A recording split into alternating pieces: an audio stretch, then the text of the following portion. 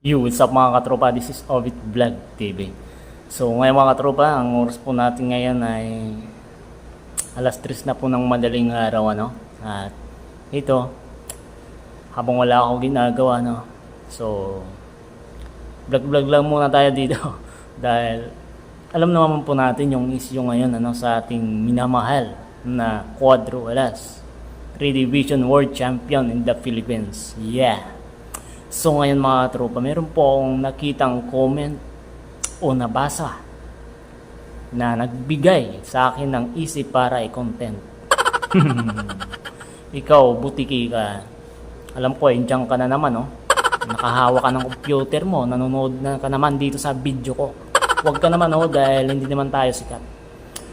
So ngayon, butiki. Ito pa lang nalaman ko mga katropa. Maganda to para sa ating mga Casimero fans, ano? Dahil ito pala yung kinakatakutan na galawan ni Idol Casimero, yung laban niya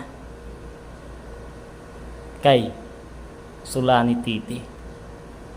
Yes mga katropa, meron po tayo nabasang Japanese, basta Japanese yung ano niya eh.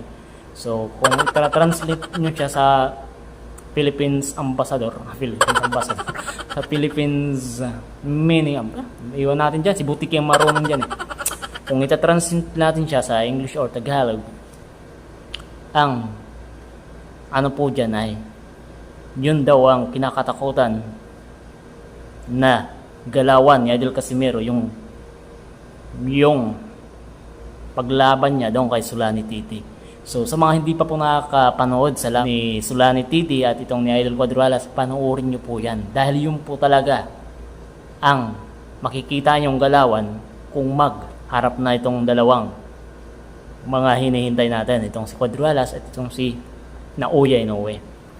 Yun po mga katropa. Sa ngayon, hindi po yan pinapakita pa ni Idol. Okay? Dahil sabi pa nga ni Idol Casimero na wala daw siya gana mag-ensayo kapag hindi pa si Naoya Inoue yung katapat niya. So doon pala maaisip nyo na, di ba?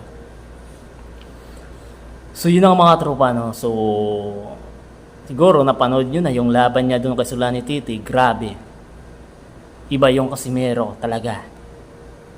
Kasi makikita mo sa galawan doon na hindi siya aggressive, ano, itong si Idol Casimero. Hindi siya yung sugod agad, no. So tinitingnan niya lang muna yung anggulo, yung kung paano mag-jab, kung paano ang galawan itong ni Sulani Titi. At dun nga mga tropa, no, talaga isang suntok lang, dalawa jab, grabe, nahilo na si Sulani Titi.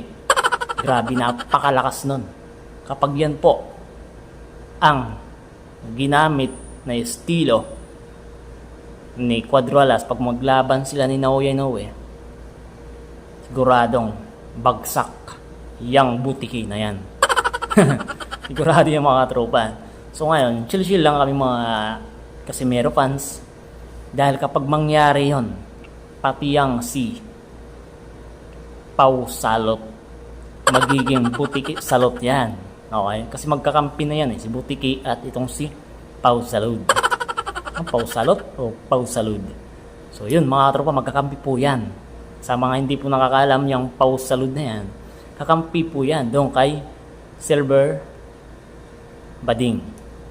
So yun nga mga katropa, no? So ngayon, nagsalita na din itong aming Idol Cuadro Alas, ano, na sinabi niya na sa mga haters niya, sa mga naiinggit at naninira dito kay Jason Casimero, sa kapatid niya, na yun na nga, sinabi pa ni Idol Casimero, panoorin nyo doon sa kanyang account, okay?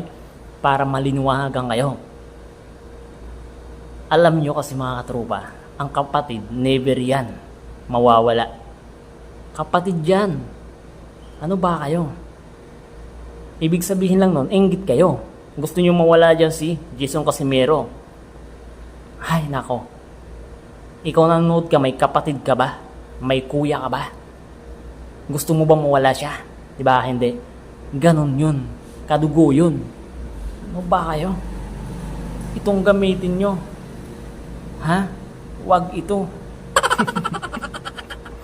So sa mga Casimero fans diyan, maraming salamat po sa inyong suporta at nagdarasal po kayo. Alam ko na manalo ulit itong ating idol Casimero. So babalik po ang dating Casimero. Tandaan niyo po 'yan.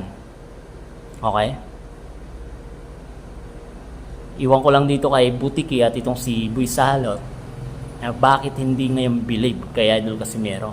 Ito nga si Nonoy Nere na coach ni Idol Manny Pacquiao ay sinabi at believe siya dito kay Idol Casimero at naniniwala siya kay Idol Casimero dahil napakagaling daw na boksingero niyan sa panahon ngayon.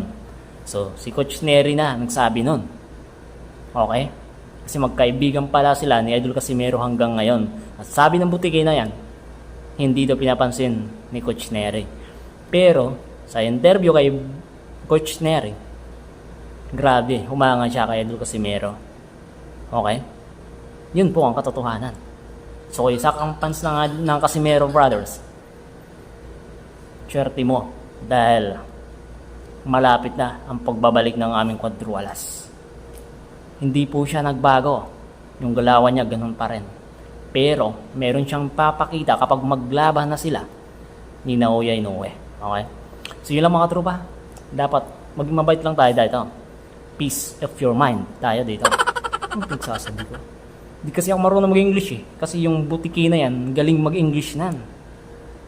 At galing din manlait yan. Mangmaliit ng mga Bisaya. Yan po si Butiki na yan. So yun lang mga katropa. Maraming salamat po dahil nagro-rowing pa ako doon dahil madaling araw pa po. Hindi natin alam, baka. So yun lang mga katropa. Walang tulugan to. Nandyan lang po kayo. Maraming salamat po sa inyong suporta. At salamat kay Idol Casimero sa kanyang pa-Gcash. Yun lang mga katropa. Maraming salamat po at ingat po lang kayo. Peace out. Subscribe. Angel Canales yung po ang aking grasya. Bye.